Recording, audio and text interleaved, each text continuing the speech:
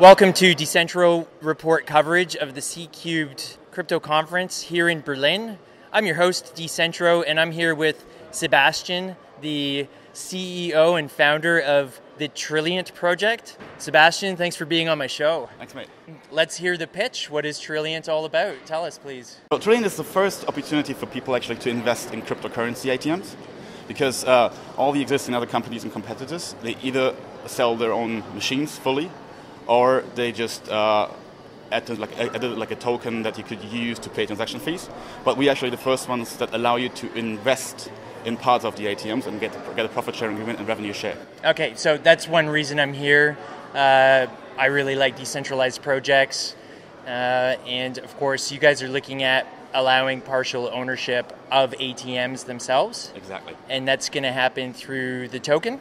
It's not going to happen through the token. It's going to happen via fractional ownership units, which is virtually an ATM that goes live. It's divided into 100 different units. I saw that, yeah. And these are sold on the website as if they were like concert tickets, first come, first serve. And in order to purchase these units, you need tokens. Oh, okay, right. So you use the tokens to purchase the units. And those units have a fixed price? They will have a fixed price, yes. So regardless of the price of the token, exactly, those units will cost the same amount of dollar value, because the unit actually is related to the dollar value of the machine price. Right, okay. So then here's a prototype right here, yeah? Yes. So this bad boy right here would have 100 units. 100 units. What would each unit cost? Approximately $100. That's it? Yeah, one unit, because we calculate them with a production price of about $10,000. Okay, yeah. Including setup and everything, and then it will be divided into 100 units, which makes each unit be around $100. Okay, that's reasonable. Yeah. Yeah, that's totally reasonable. All right. So I found it a bit confusing on the website, the mining side of it. So does the miner exist inside the ATM? No, actually not. And actually, it's funny you asked that, because we had some questions about this. Yeah. And the reason why we actually writing about mining a little bit is because people ask us, well, if I invest in your token, but the first units of the first ATMs are only going to be available in like 4 to 5 months, I'm going to be stuck. So for these guys, we're offering a tiny percentage of mining. Yeah. So they can actually purchase mining units right after the ICO. Okay. So for those ones who don't want to wait like for 4 or 5 months until the first units are available, they can just purchase units in mining, which are completely separate units from the ATM units. Okay. Different returns, but it's still a reasonable solution for those guys who don't want to be stuck. Oh, okay. Why the combo with ATMs and mining? It's especially since they're separate machines. Why wouldn't you just focus on ATMs? Because actually we can use the mined coins to sell in the ATMs, which saves us some fees. Okay, so it's part of your cost-cutting strategy. Exactly, and then we have cash coming into the ATMs, and we're going to spend that on mining costs, electricity, stuff like that. All right, interesting. So it actually goes in hand quite well. Yeah, I can see that now, yeah. I would like to see the miners in the actual ATMs. We actually thought about that, funnily enough. Why didn't you do it? The noise. The noise? The noise. Okay. And we even thought about like storage mining inside the ATMs, or like bandwidth mining. Yeah. With our partner Gladius. But it's a bit too complicated. We can still do bandwidth and storage mining, but in terms of crypto mining, it's just too loud. You can't put a thing like an ATM in a store and have it ticking around all day. Yeah, so I noticed you've got a percentage of your profits being sort of funneled into the company and not to the fractional owners. Yes. So, for example, if an ATM breaks down, would that be the source of funds to repair it for the owners, or would the owners be responsible? Exactly. So 2% of the revenue goes to the unit owners of the ATMs. Okay. And from the rest of the money that comes in as transaction fees, we have to pay electricity, we have to pay our team to service the machines, we have to pay maintenance costs, we have to pay rent if we place it in external stores. Yeah. So, sorry, did you say 2%? 2% of revenue goes to the unit owners. Okay, all right. I would consider that a bit low, to be honest. It's not low, because if you look at it, of these 5%, it will approximately just cover the costs. Okay. And then what we still plan is, according to the market... so, sorry, 98% will just barely cover the costs? Is that what you're saying? No, we're going to charge at the ATM 7% fee. Okay. Transaction fee. And of that 2% go to the unit owners, and 5% are used to cover all our... I understand now. Okay. And also, of that 5%, what we plan to do according to the market, invest about 0.5% until 1% into continuously creating new ATMs, which then will release new units on the market as well.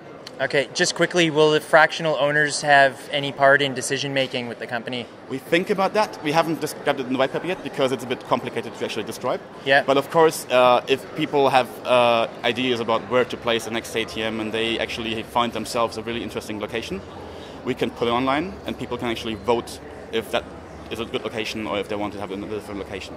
Okay, that's reasonable. I mean, you might want to focus more on real demographics. Yeah, for your ATM placement? I mean, of course. We're interested that the machines work perfectly. Yeah. Because we also make our revenue part of it. Of course, so we're going to absolutely analyze the market, see where the legislation is very friendly for us, and also see where the competition is the lowest and the easiest to enter. Okay, cool. So the website makes the claim that crypto ATMs are highly lucrative. So I'm just wondering where that claim comes from, because from my experience, I've only seen crypto ATMs in Singapore. Yeah. I spent 2 days finding each and every one of them just out of my own personal interest. Yeah. And I was really disappointed. The overhead charge was outrageous, up to 20-25% above market value. Wow. None of them were being used. You could tell clearly there was dust on them. Wow. So this is a sad thing.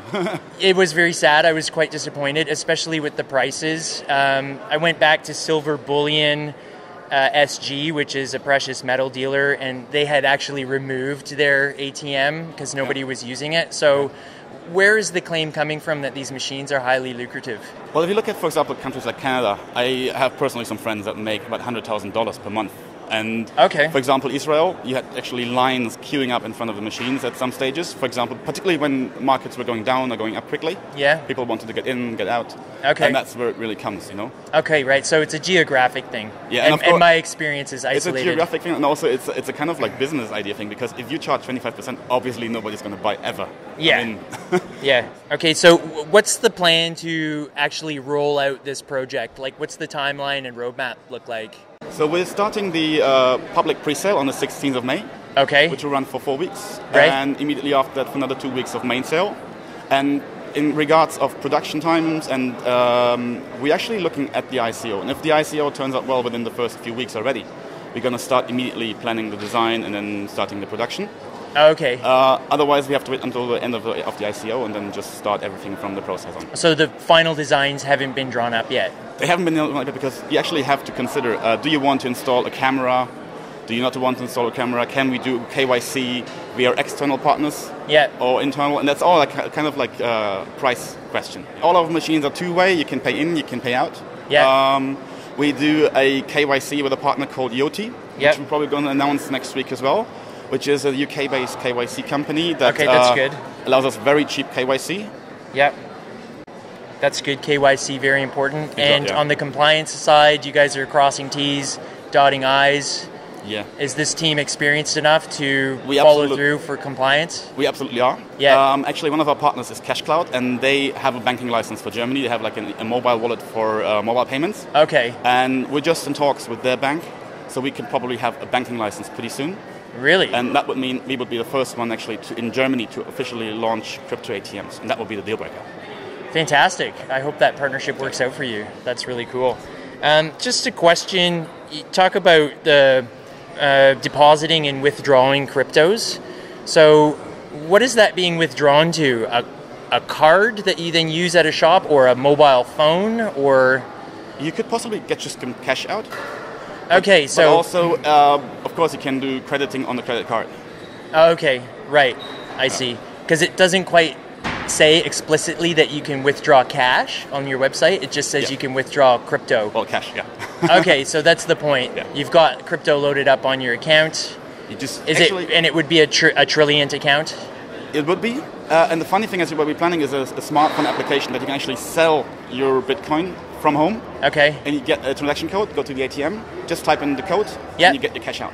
Yeah, that's like localbitcoins.com, the same system with their ATMs. Yeah. So you actually save that 10-minute wait of the block time. Okay, cool. I understand. Let's see here. Okay, so on the partnership front, you mentioned the partnership with the banking. Who was that with? That's CashCloud. CashCloud. Okay. Do you have any other significant partnerships that? We do. Yeah. One of our partners investors is D Corp. They launched a successful ICO in June last year. Okay. I think raised about $5 to $6 million. What do they do? They do decentralized decision making.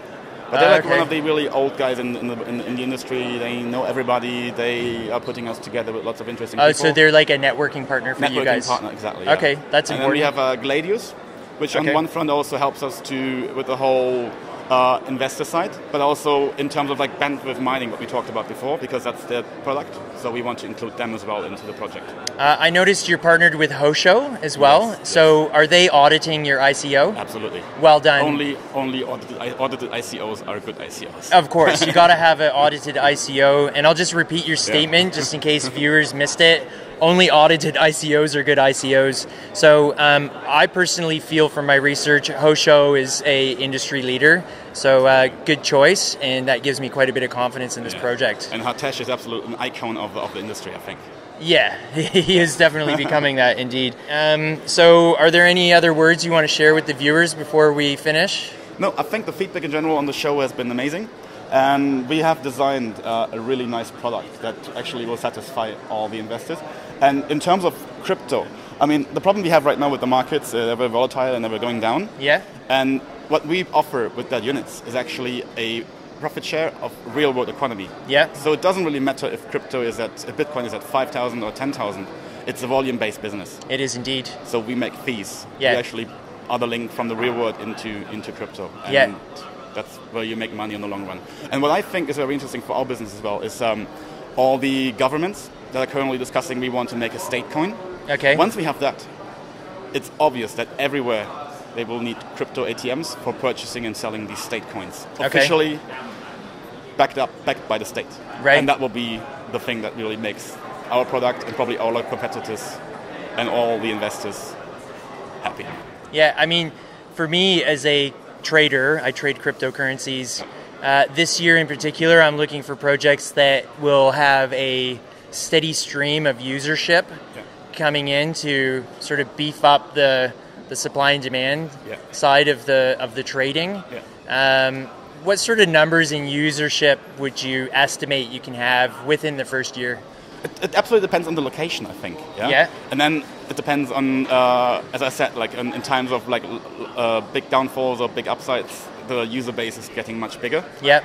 But in the end, I really can't tell you in terms of number of users. Yeah. What we're estimating our numbers with is that every ATM makes a monthly revenue of about $40,000. Okay. Which is historically on the low end of the estimations. Okay.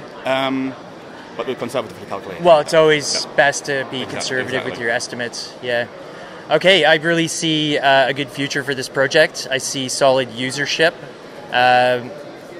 beefing the supply and demand equations for trading. Yeah. So I wish you the best of luck with this project, and I think it's going to succeed. Thank you very much. No worries. Thanks for watching, everybody. This is the Decentro report coverage of C Cubed Crypto Conference in Berlin, here with Sebastian from Trilliant. Thanks for being on the show. Thanks, mate. Cheers.